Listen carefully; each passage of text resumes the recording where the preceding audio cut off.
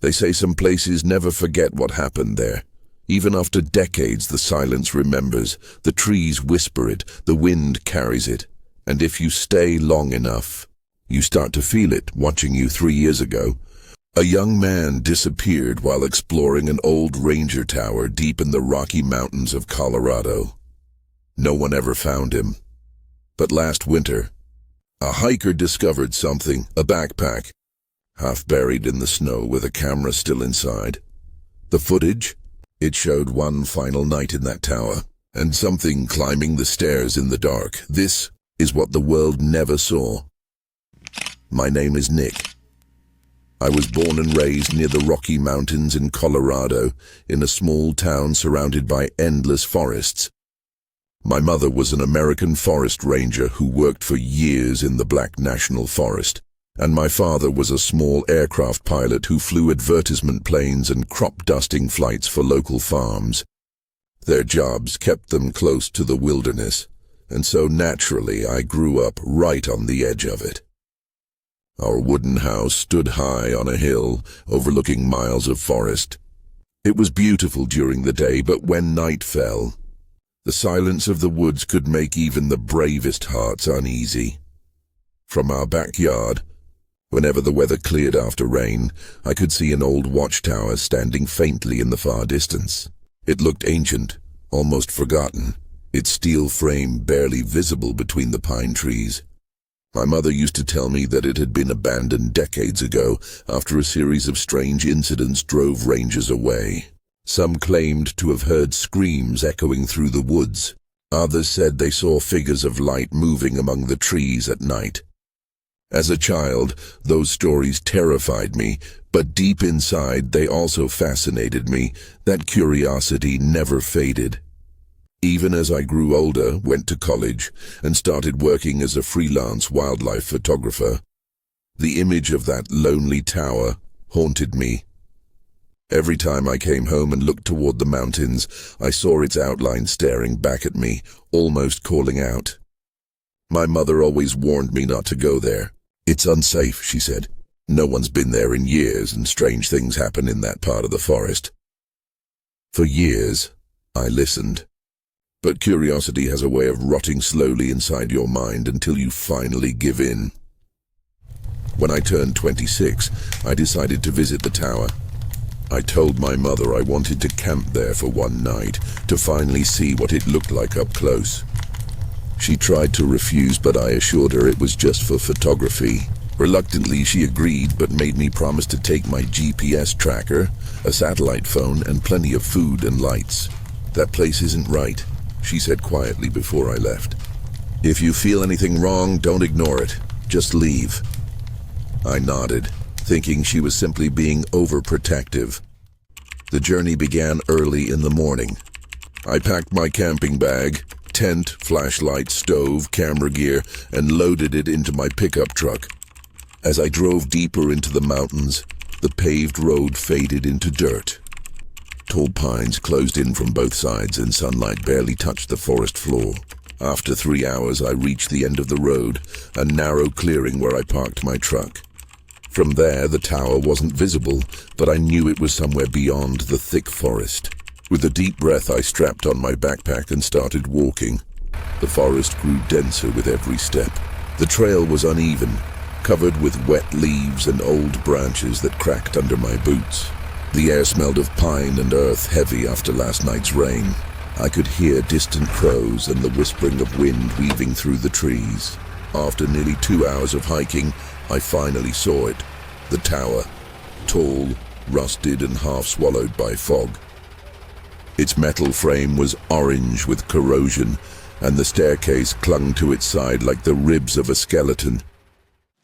Up close, the tower looked even older than I imagined. The metal was cold and damp, but when I shook the ladder, it held firm. I decided to climb. Each step groaned under my weight, echoing into the quiet forest below. The higher I climbed, the stronger the wind grew. Finally, I reached the top. The small cabin was barely intact. A single bed covered in dust, a broken chair, and a cracked window overlooking the endless forest. The silence up there was so complete it almost hummed. I dropped my bag and took out my camera. The sunset was beginning, washing the forest in golden light. The view was breathtaking, mountain ridges fading into orange and purple hues, fog floating between the treetops. For a few moments it didn't feel eerie at all. It felt peaceful. I set up my tent inside the cabin and cooked some instant noodles on my small stove. The smell of food mixed with the cold mountain air, and I felt strangely at home. I didn't realize how fast the darkness was approaching. By nightfall, the forest disappeared into pitch black. I left a small lantern glowing beside my sleeping bag and laid down. The air outside howled softly, and the tower creaked as if it were alive. Around midnight I woke suddenly, not from a noise but from a feeling. My body tensed. Something was different. I stepped outside the tent, rubbing my eyes, and walked to the balcony. That's when I saw it, deep among the trees far below, a flickering orange light moving. It wasn't steady like a flashlight. It blinked irregularly, like fire dancing behind branches. I froze, watching as the light moved from one tree to another. Sometimes it disappeared entirely, then reappeared closer. I thought maybe a hiker had lost their way. But who would hike this far out at midnight carrying a lantern? The light eventually vanished behind a ridge. I waited for a while, staring into the forest until my eyes hurt. Finally, I returned to my tent, but my heartbeat wouldn't slow down. The silence felt heavier now, like the forest itself was listening. A little while later, I began to hear it. Footsteps. Slow, careful, crunching through the undergrowth below the tower. At first I thought I was imagining things, but then I heard them again, closer this time. My stomach tightened. I switched off the lantern and crept toward the balcony, peering down through the darkness. What I saw made my breath stop.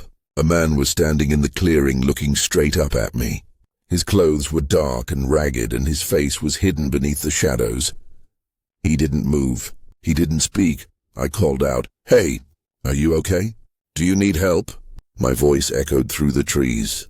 The man didn't respond. He just kept staring, motionless, unblinking. After what felt like 10 long minutes, he slowly raised both arms toward the sky, as if in prayer, or as if signaling something unseen behind the trees. The gesture was deliberate and disturbing. Then, without a word, he turned around and walked back into the forest, disappearing into the darkness. My heart was pounding so hard it hurt. The moment he vanished, I could swear I heard faint footsteps echoing from multiple directions, like others were moving through the woods. Heavy, synchronized, fading in and out. I backed into the cabin, locked the door, and sat down, clutching my flashlight. The silence returned, but it didn't feel empty anymore. It felt full, like something was quietly surrounding the tower, waiting. Hours later I must have dozed off, because I woke again to a new sound. The metallic creak of footsteps on the tower's staircase. Someone was climbing up, slowly, one step at a time. I held my breath, paralyzed with fear. The steps grew louder, closer, until they stopped just outside the door. I waited, shaking, staring at the handle, expecting it to turn. But nothing happened. The silence stretched for a full minute. Then, from the far corner of the room, two faintly glowing eyes appeared in the dark. Watching me, I didn't think. I just ran. I grabbed my bag, stumbled onto the staircase, and half slid down the wet metal rails. Behind me, I could feel something moving, slowly, deliberately, following. When I reached the ground, I looked up. A dark silhouette leaned over the railing above, its glowing eyes locked onto me. It wasn't human. I don't know what it was. I ran through the forest, branches tearing at my clothes, breath burning in my chest. Somehow I reached my truck, threw everything inside, and drove away. I didn't look back once. Even now, years later, I sometimes dream about those eyes. That tower still stands somewhere in the Rockies, empty, waiting. And every time I see fog rolling over the trees at night, I remember the sound of footsteps climbing metal stairs in the dark.